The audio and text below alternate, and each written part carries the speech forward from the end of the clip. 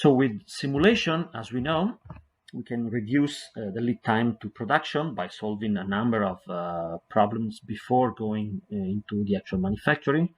And in fact, we can avoid highly cost of re-engineering.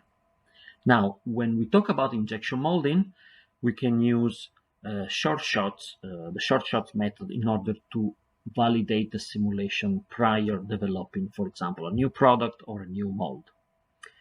Now, what we have seen is that it can happen that short shots are not actually the real representation of what will happen in the flow progression while filling the cavity. We have, in fact, major concern about what happened in the afterflow after switchover when we stopped the short shots.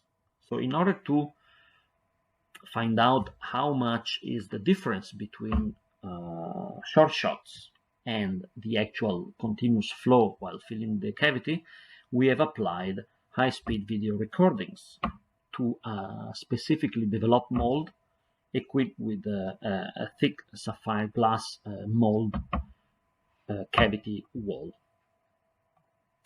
In particular, we have found out that hesitation, which is experienced by the flow when filling different thicknesses in a region that are next to each other in the cavity, can pose a significant challenge in software validation when using short shots.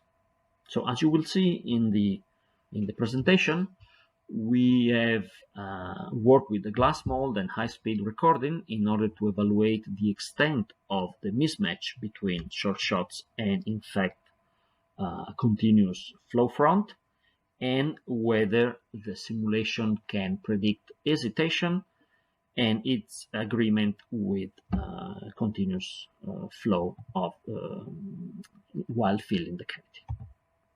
So hesitation takes place in parts where there are variation in wall thickness. So what happens is that the melt tends to flow in the thicker section. Main drivers that affect the extent of hesitation are the injection velocity, the consequent injection pressure, the viscosity of the material, and the frozen layer development.